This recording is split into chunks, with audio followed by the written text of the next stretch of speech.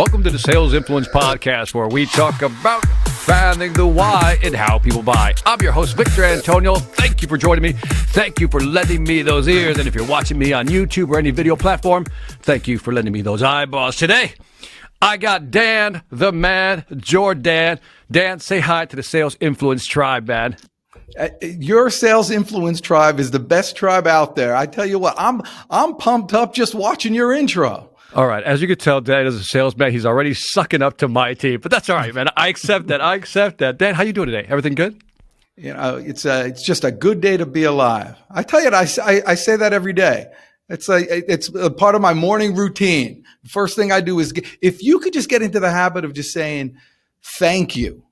I mean, you don't have to do a prayer or anything. Just say thank you first thing in the morning instead of, I'm cold.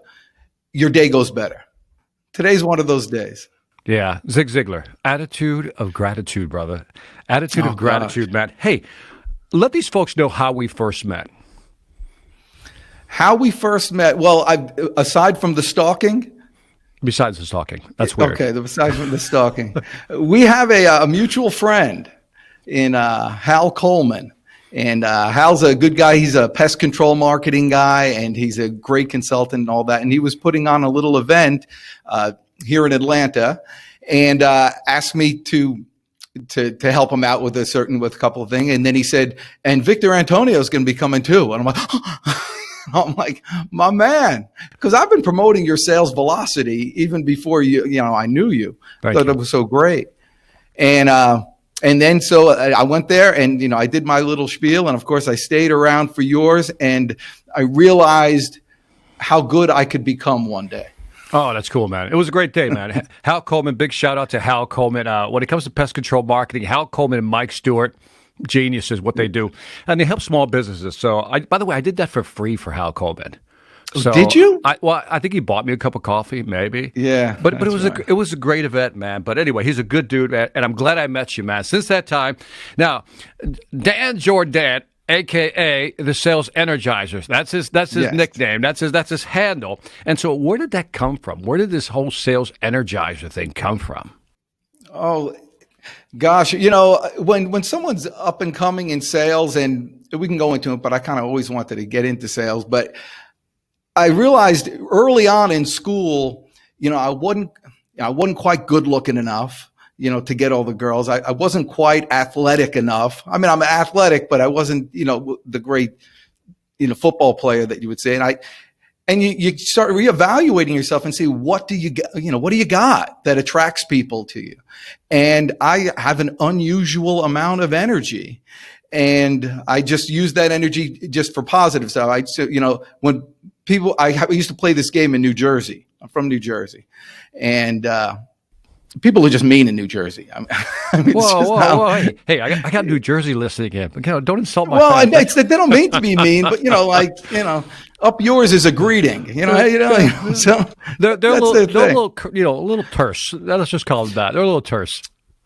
But I would play this game early on where I would just, I'd be walking down the hall or see somebody and I'd smile at them and they'd smile back, and then I won, then I got my first point, boom. That was the first thing to do. I kind of forced them to do that.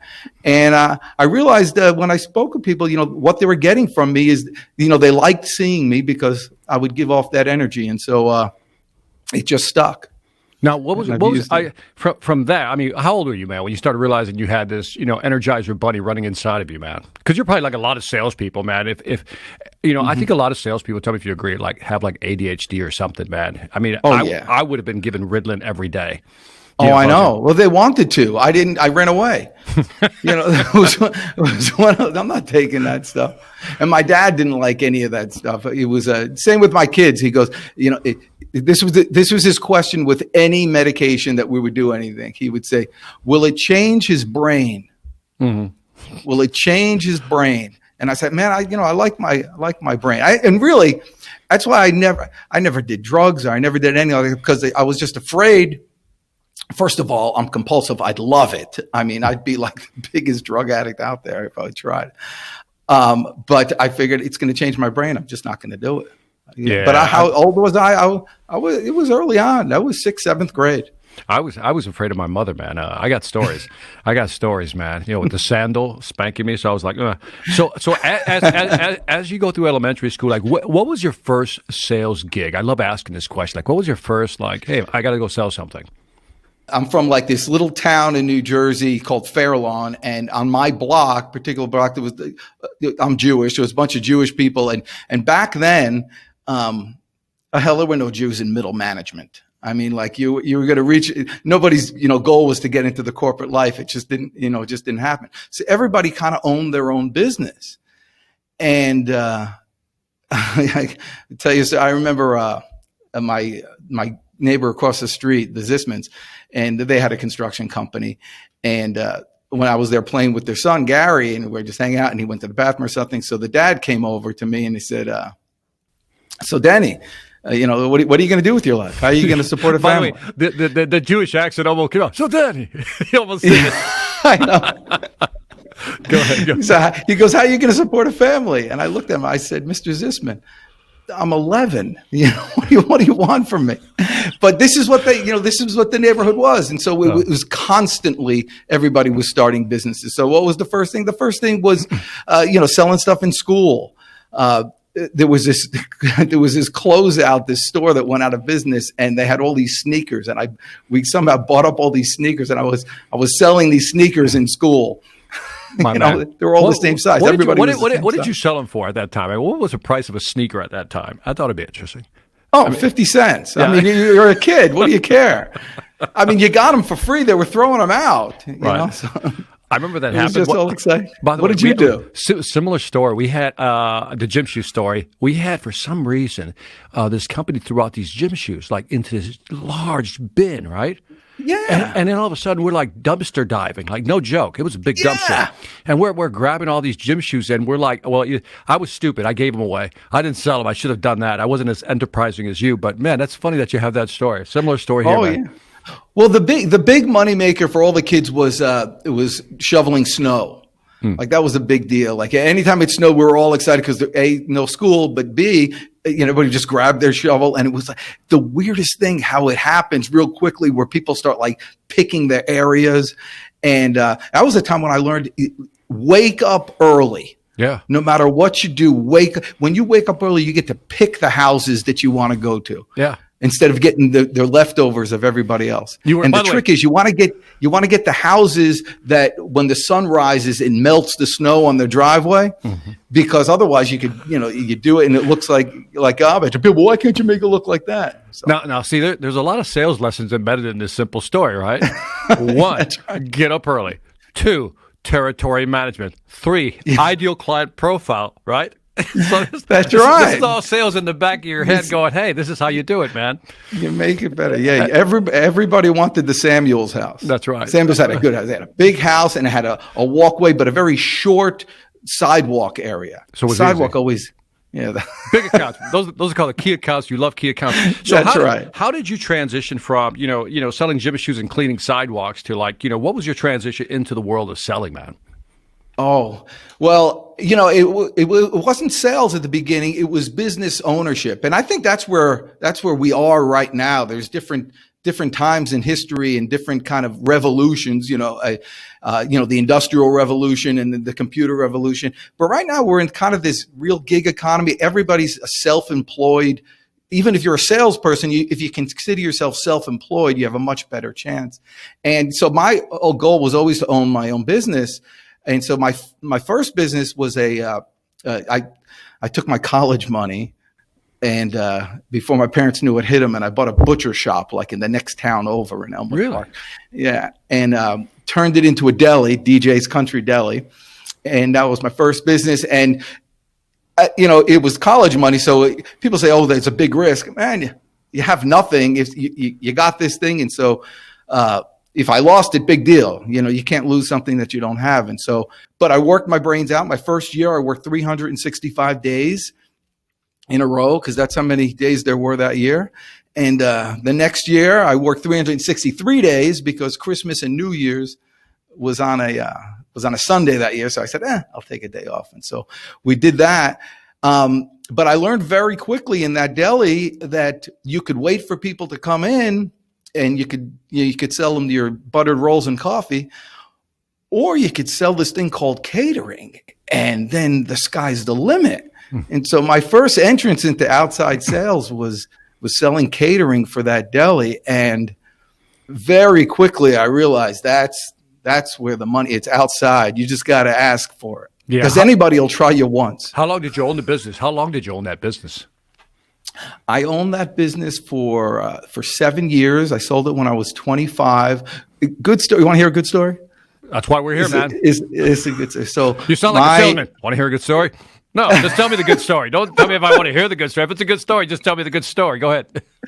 So my dad, an immigrant from France, lost his dad in the Holocaust.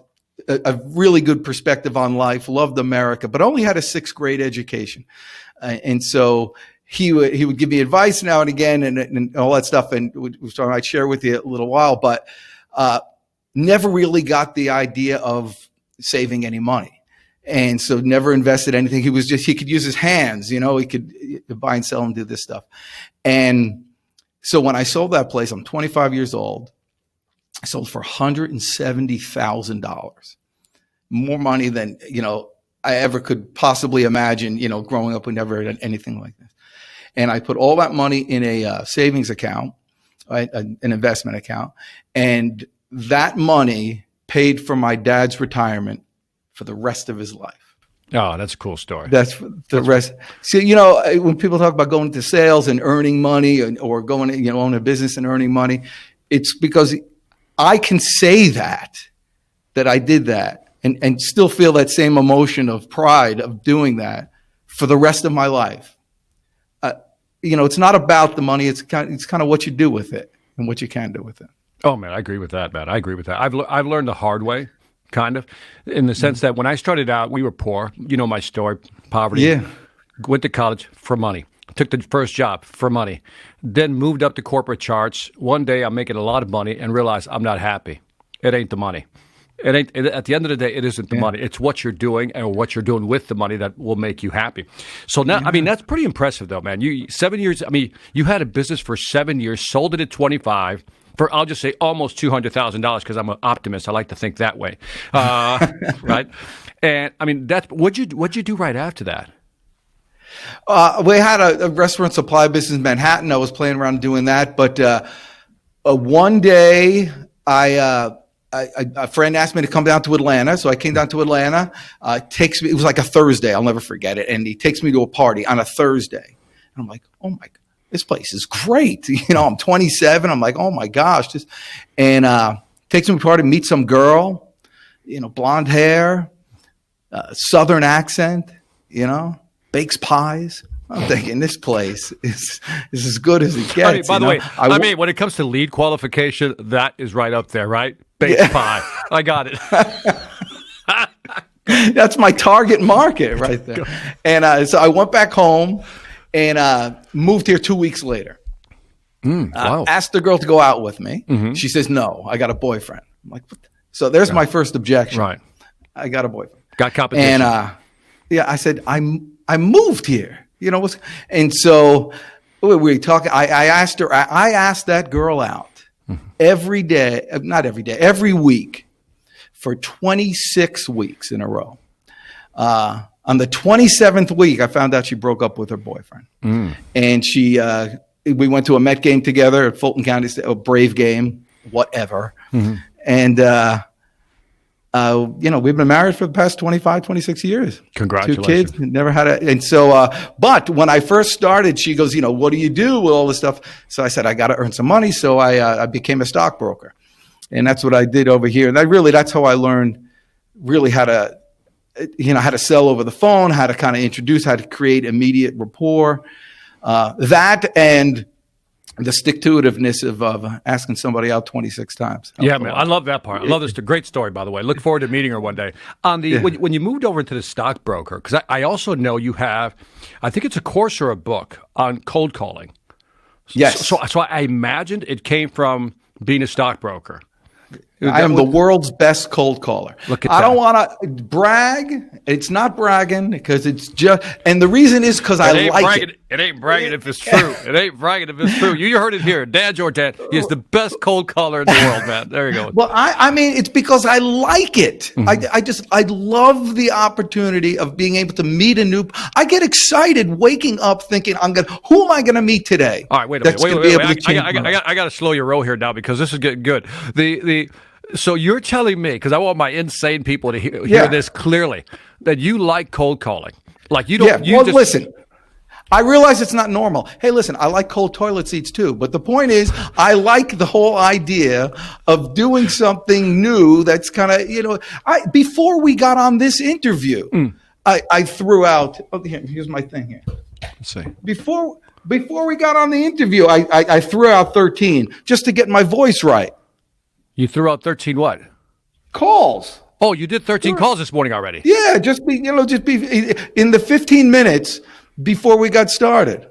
What the heck? There you go. By the way, I should mention also, people don't know this, but I was on LinkedIn this morning, and you were up already posting a video this morning. Because you cut your chin shaving, right? I can still see. I can see it from here, right? I know. See, I do a little research, and so I thought. But anyway, I don't want to get away from cold calling. We'll come back to your chin later. So there's people out there. We know cold calling is still part of the outreach program, right? Mm-hmm. And one could argue it's probably better to cold call now because everybody's inundated with emails and texts, whatever it may be. So help my folks get over. Those people who are struggling to do cold calling, your top 3 tips, man. These are 3 things that if you do them, you're going to be able to overcome that hump and outreach. Give me 3 things and then give me mindset. Okay. In fact, flip that. Well, the mindset. Mindset is the main thing. The mindset is the main thing. And first, you have to have certain beliefs. And you have to have your belief in your product, that it really works, belief in your company, that they'll back it up, belief in yourself. But most importantly, you need to have the belief that whoever you're talking to, or whatever business you're reaching out to, that they are better off purchasing this product from you right now than from anybody else. You really totally have to believe that you are the best option. In my sales consulting practice, where we go, I know for a fact, any company I'm talking to, I know for a fact I can help them get more customers. I know it. So let's qualify something, because I'm going to give you a little pushback here. I'm agreeing with you like 99.8% of the way. I don't like when people say that you offer the best option, because I think it's almost impossible to offer. I didn't say offer the best option. I said believe in yourself that you are the best option. Right. And if you don't, you got the wrong product. Listen, if I got the cure for cancer, dude, I have the cure for cancer. And I'm calling somebody on the phone. I say, dude, I got the cure for cancer. You got cancer. This could help. And they say no. I'm going to come back with a rebuttal on that. But here, I've got the cure. Let me push back. I got to push back again, because I think you're missing my point. Feel free. Because this is important, because I think this is like the mental glitch in people's head. I think it's and I want to highlight this, because when you think you're the best option, but the hobgoblin in the mind says, well, other people offer the same product.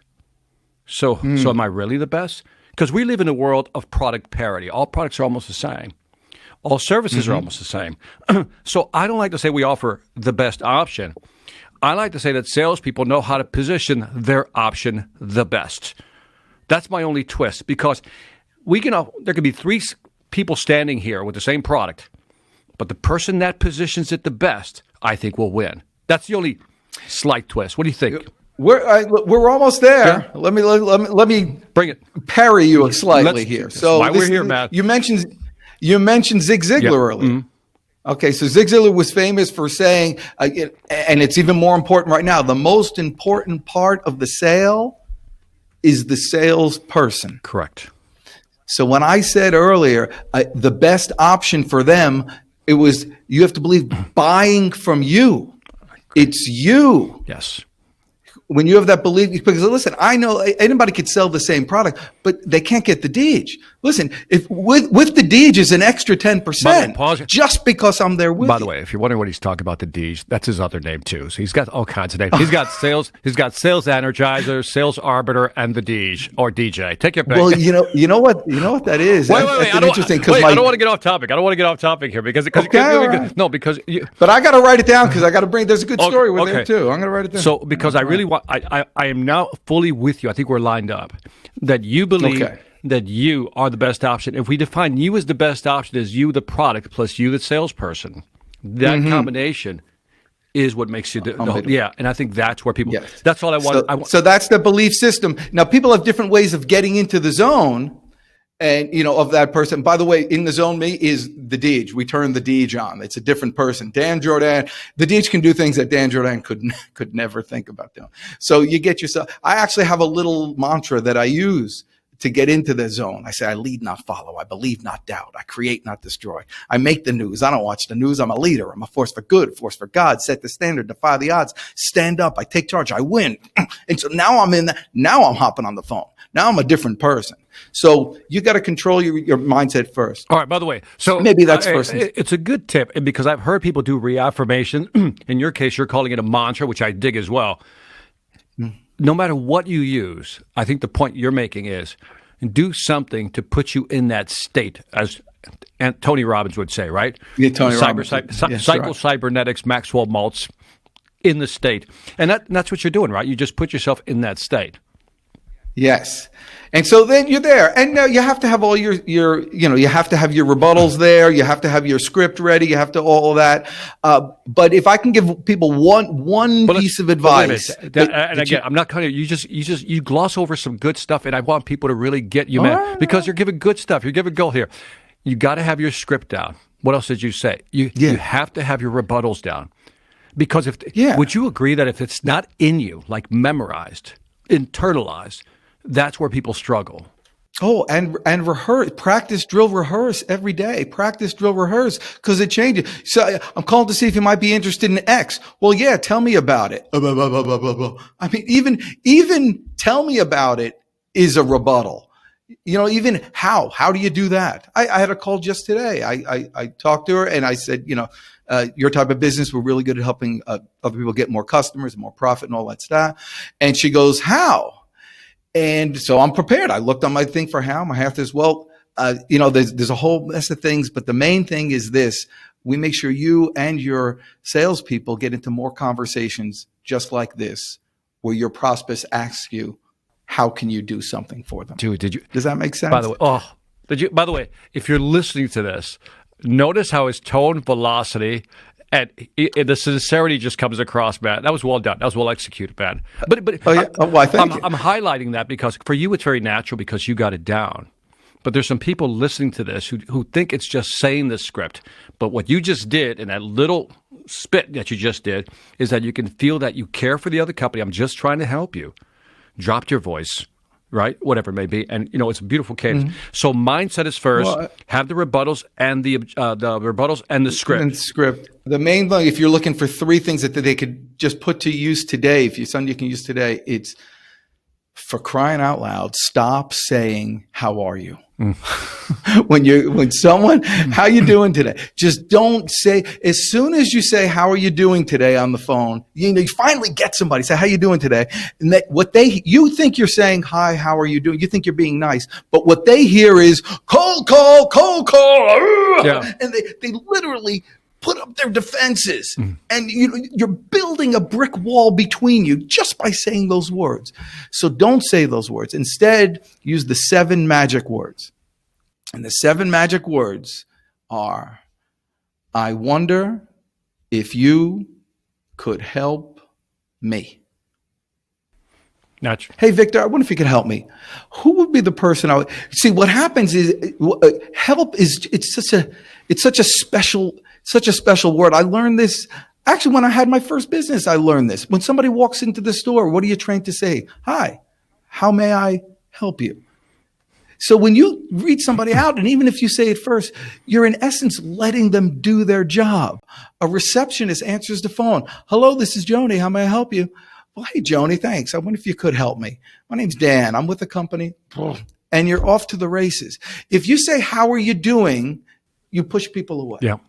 If you ask them to help you, they literally lean into the phone. It's a natural tendency to want to help. So, and I love that. Yes. So for you, now give me how, you said this morning you got up and did, was it 13 calls, something like that? 13 calls, I think, right? And so, like, what do you do when you're doing your cold calling? Like, what is your routine? Having all that said, I got the mindset, boom, with the mantra, I'm in, right? Yeah. Script down, rebuttals are down. Opening lines, right. We're all good. Like, what do you do? I mean, do you like time block? You say, 30 minutes I'll do this, 45 minutes I'll do this. I'll call in the afternoon. I call in the morning. If I showed you my calendar, it's embarrassing. But what are some of your how time blocked? Yeah, but what are some of your like constants? Like, Victor, this is every day, man. Every day. I tell all the people that work with you have to do, even if a lot of businesses don't need to do outbound calling, or if they think, but they need, I encourage everybody to do it for at least an hour a day. Sometime in the day, they have to go out and do nothing else. And I have a pre-cold calling routine where I have a checklist. I'm learning how to fly. It's very exciting. And everything's about checklist. There's the pre-flight checklist, there's the reach your altitude checklist, there's the landing checklist. So I have a pre-cold calling checklist. And, one of the things is you shut off your programs on your computer. You shut off LinkedIn, you shut off Facebook, you shut everything off there. You get your list of names prepared for you. You have your script in front of you. You have your rebuttals in front of you. You have your, if you're using your cell phone, obviously keep that there. But if you're not accepting calls. You're time blocking. You're doing nothing but that. I do in an hour. Generally, I have a program where I'll do it for 25 minutes, and then I'll do 5 minutes of push-ups. 5 minutes of just get up and rest, throw out some push-ups, and then do another 25 minutes and knock that out. But what happens, what I find with calling is, it's still with me. Someone who loves it. The first call is always the hardest. Mm-hmm. Mm-hmm. But once you just get into that routine, just get started, you're good. You're really good to go. And it's the other thought process that you have when you're making your first calls is, it's not to get a customer. When I said I made these 13 calls, this was just in between, another appointment and something that while I was waiting for you. This wasn't to get a customer. It was to what? Though I think I did. It was to what? Get an almost If it's not to get a customer, what's it for? Yeah, it was to sell it to me. It was to sell it to me. It was to get my voice right. It's to be in the game. The worst thing that could happen to you. I mean, talk about a warm-up. Wait a minute. The worst thing that can happen. But you just called people, right? What did you call them for? Yeah, I ultimately my pitch was to get them as a customer. But in my head, listen, what a cold call is not a. It's a billboard. This is what it is. So you're driving down the highway and you see a billboard for a Subway sandwich. And you're not hungry. What are you going to do? You're going to drive by. You're not hungry for the sandwich. That's what a cold call is. You're calling somebody and, dude, I'm not hungry. So even if it's, I don't want what you got right now. But even if it's not a sale, I just want to be clear. It's not a sale, but it's to create one awareness or attempt a connection. Would that be fair to say? Yes, but the point is, there's a win no matter what happens. If they don't answer, there's a win, because it gives you an opportunity to give your pitch in a voicemail. Where you don't have to worry about anybody rejecting you. It's just a voicemail. And then two, if they do answer and they say no, you say, great, at least you got your pitch out, you sold it to yourself, and you have time to practice. And if they say yes, obviously you get a customer. But going in, your odds are not in your favor. You're not going to catch when people are hungry all the time, but you're getting better with every call. It's warming up. Nobody goes into a football game without stretching. No, I got it. Now I understand you. I totally agree with you, by the way, that it is about trying to connect, create awareness, but it's getting it out, right? As you say, just, stretching out a little bit. We got to start somewhere. Let's go. But you said something. I just want to repeat it, because a lot of people, again, we take things for granted because we've been in sales. By the way, you're the best interviewer on the planet. No, I don't think so. I mean, you're getting stuff. No, I got, wait. You catch it all. The thing is, you also, you brought in your I know you're taking, plane classes, right? You're learning how to fly. And so I never, this pre-call checklist, tying it back to the plane. I love that. See, I love it. That's a natural salesperson. You just take one analogy, you just tie an analogy together. Here's what I do when I pre-flight call you. Here's what you should do right before you take off on your phone. Love that, by the way. That's awesome. And so the whole thing about shut off social media, put the script in front of you, whatever it may be. And I think if you're listening to this and you're struggling with cold calling, I would say that piece of advice right there is gold, man. And also you said, again, you're skipping over things because it well, but I want to just put speed bumps because I want people to absorb what you're saying and understand how valuable it is that you said you time block, throwaway statement, everybody does it, right? For an hour. But then you snuck in something. I'm listening to you, man. You inserted the Pomodoro method without thinking about it. And the Pomodoro method basically says you do 25 minutes and then you pause for 5 minutes and you do push-ups and then you go back at 25 again and then you do your 5 and that's your 1 hour. And there's some science behind that. And you just said it. And I wanted people to realize that what you're saying has some science behind it. So I don't know if you want to talk about time blocking a little more, but I wanted to highlight that was some real good stuff that you were giving out.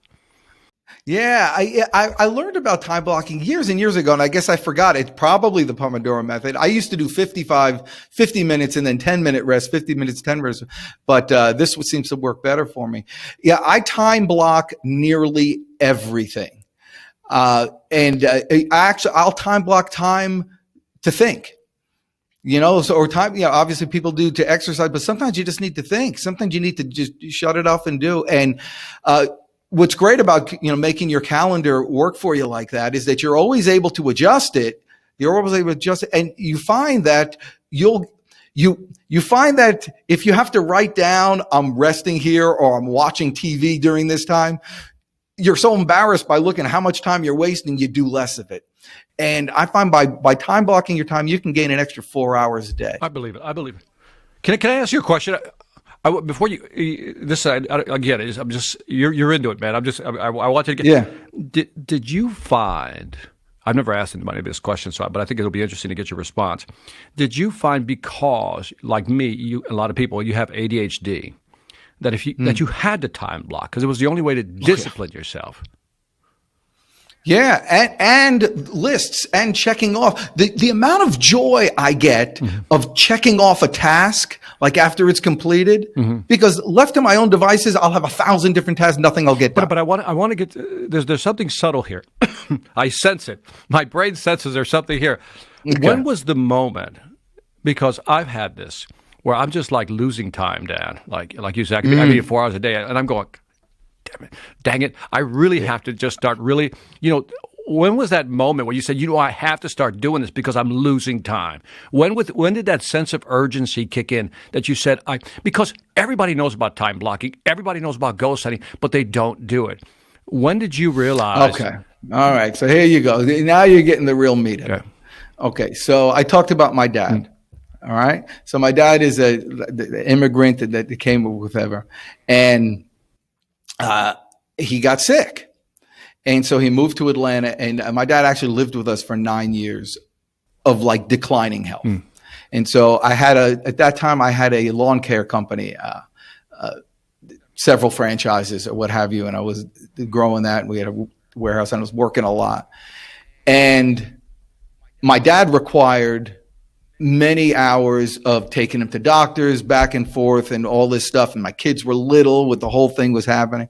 And I realized that if I didn't manage my time, I would lose my business. I would probably lose my family. And I'm about to lose my dad with this whole thing. And I said, you know what? Let's just take a look at the hours of the day that are usable hours of the day. And I made I remember it was like a circular count, it was just a clock, and I would mark off on the clock, from 12 to this, I'm sleeping. I would actually mark in when I'm allowed to sleep.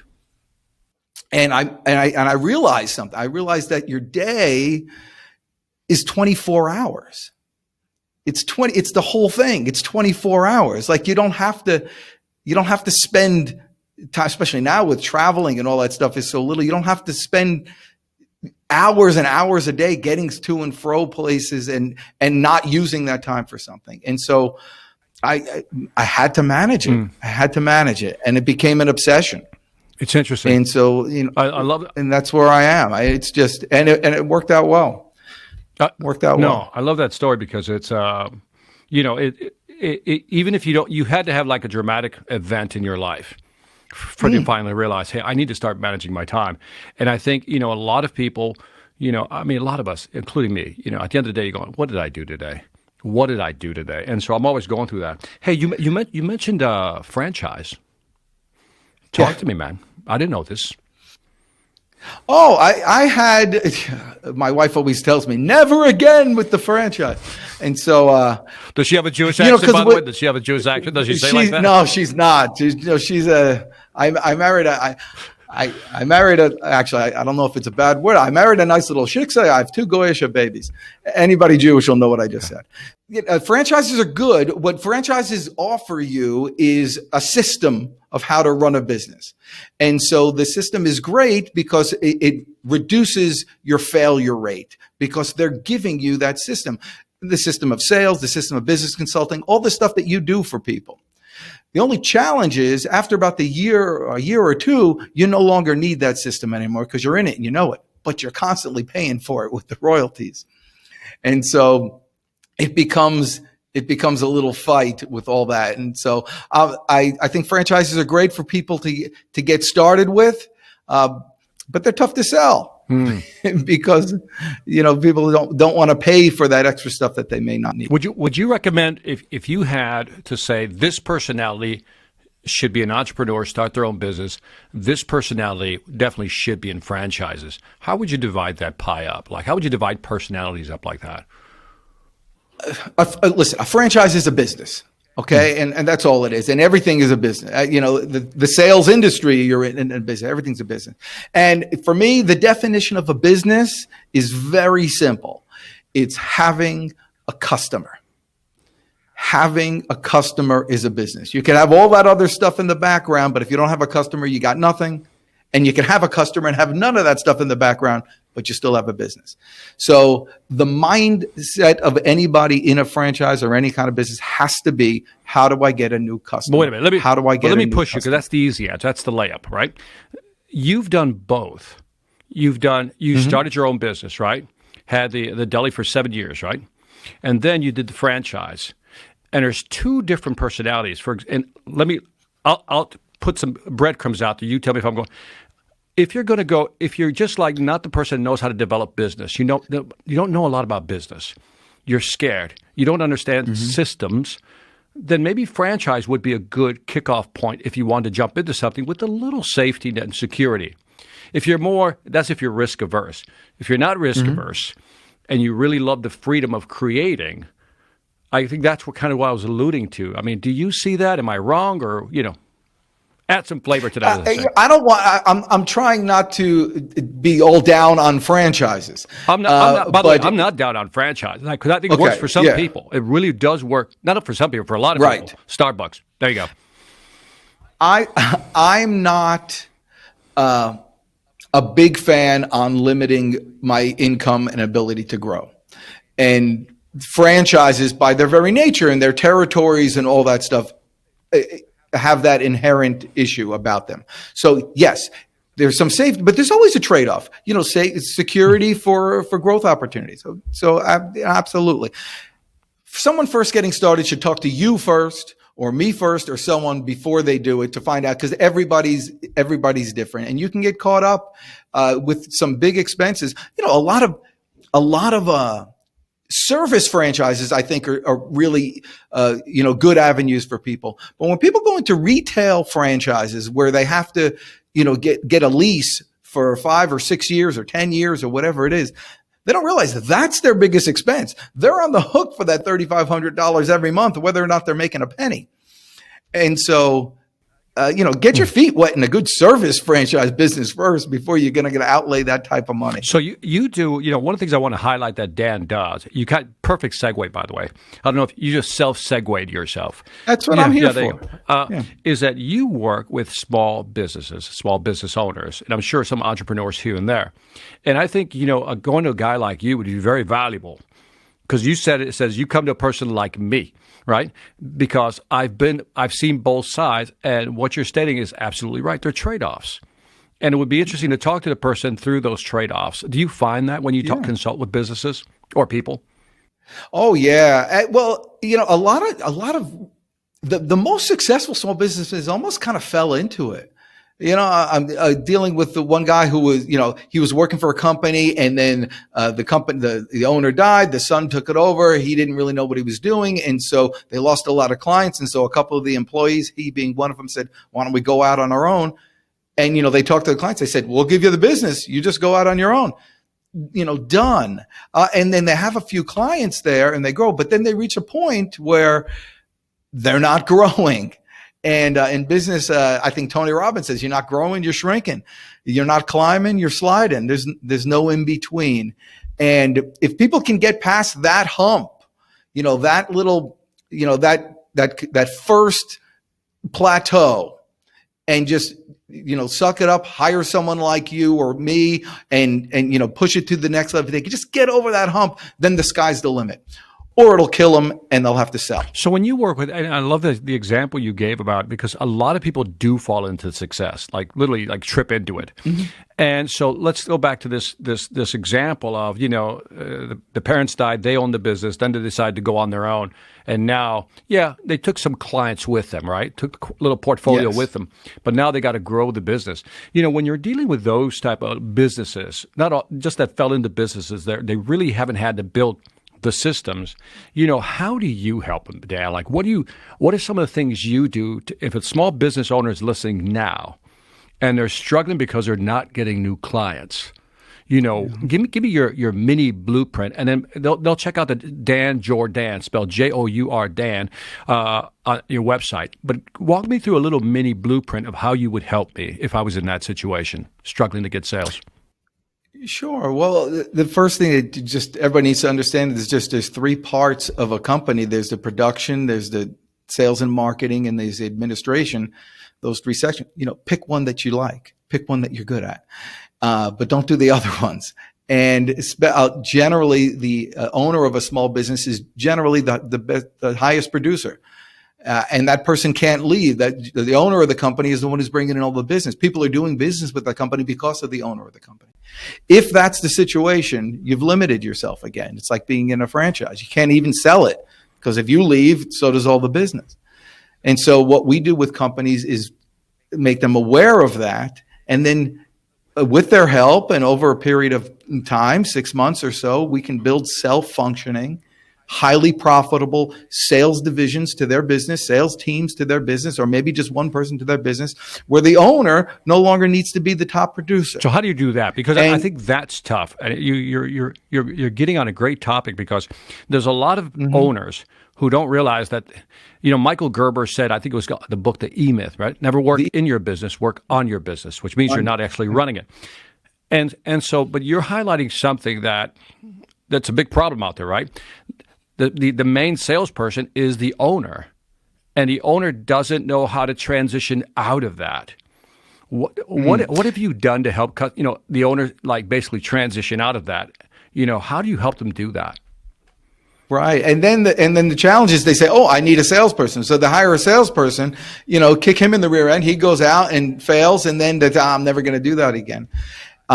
Or they get a really great salesperson, and the salesperson knocks it out and all that stuff, and then they're dependent on that person. If that person leaves, then they're messed up. So what you have to do, small business people do, and it's really not a difficult process, but it is, you must commit yourself, block time for yourself to build and own the sales process. And once they own that process and that system, which comes with, they have built-in sales training, they have, regular meeting set, they have a tactical plan on a sales process, on follow-up, they have good CRM. Once you have those systems in place and you own the system, then you hire a salesperson, not necessarily even experienced, but someone with the will, because you could take someone with will, plug them into the system, and teach them the skill. So hit the pause button right there, because again, you're highlighting something important, but I think you're going over it too quickly because you're good at it. And that is that piece in between. You got the guy or gal who either hired somebody, then fired them, like, You're not doing it my way. Screw Yeah. you. Or they hired somebody, they got real good, they became dependent on them. You're saying step back from that.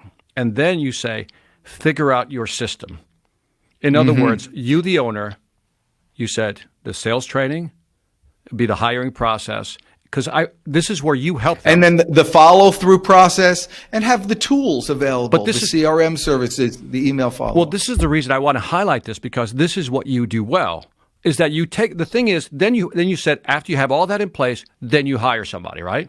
And you make it sound like it's a cakewalk. It's not, which is why people like you and me are in business, because the owner doesn't know how to put the system together. Sometimes they know it, but they can't explain it to themselves.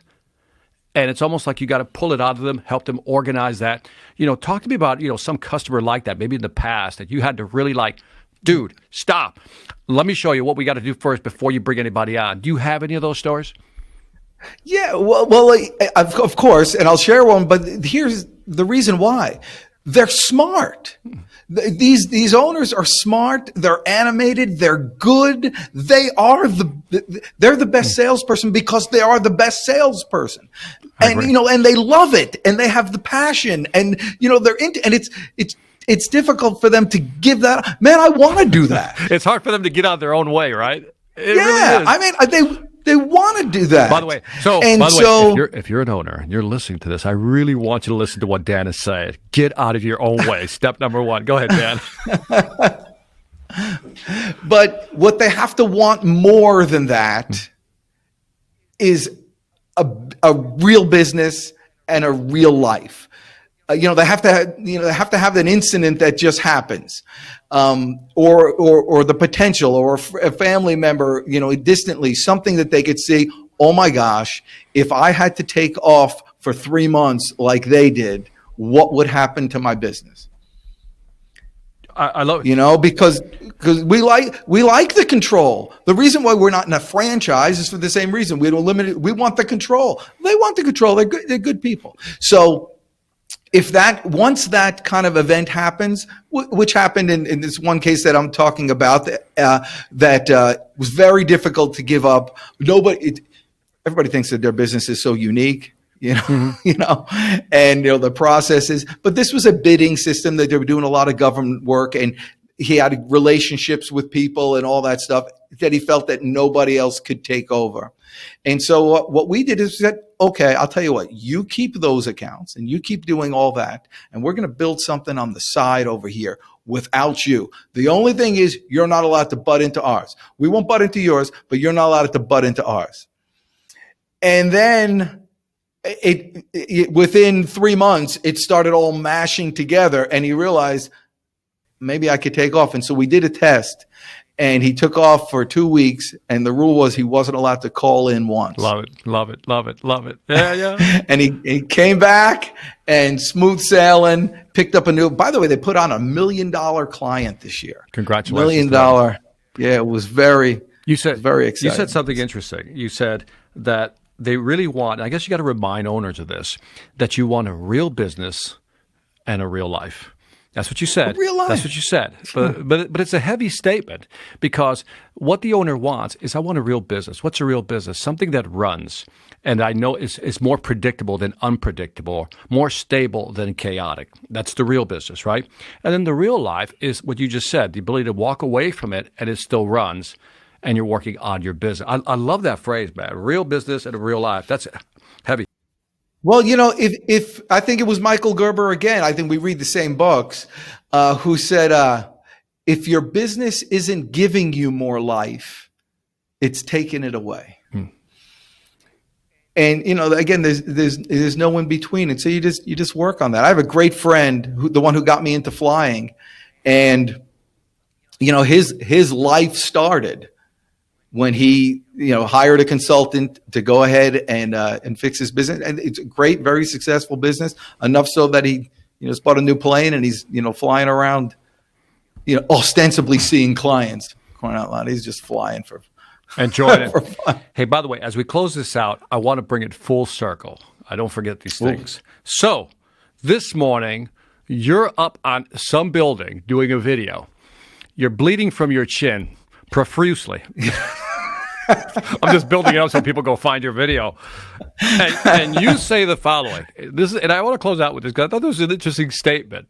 You said, imperfection attracts people to you. And I thought that was such an interesting line. So imperfection attracts people to you. Now, tell them about the video and then explain that statement just a little more from your perspective.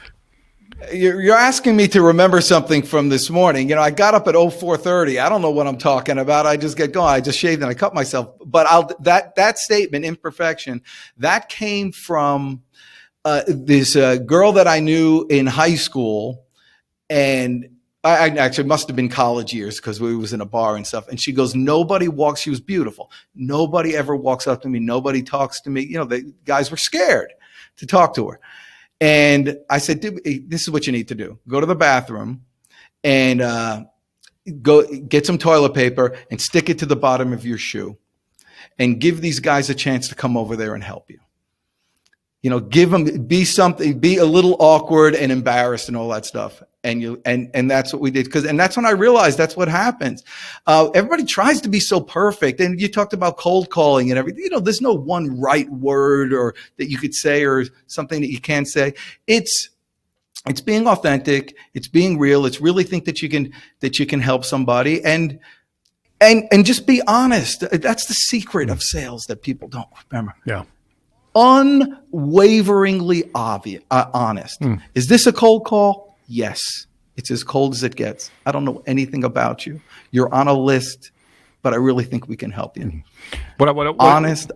What I love about that statement, as you were telling the story, because I think you woke up, you were shaving too fast, you cut yourself, you're bleeding profusely, but you're like a glass half full guy.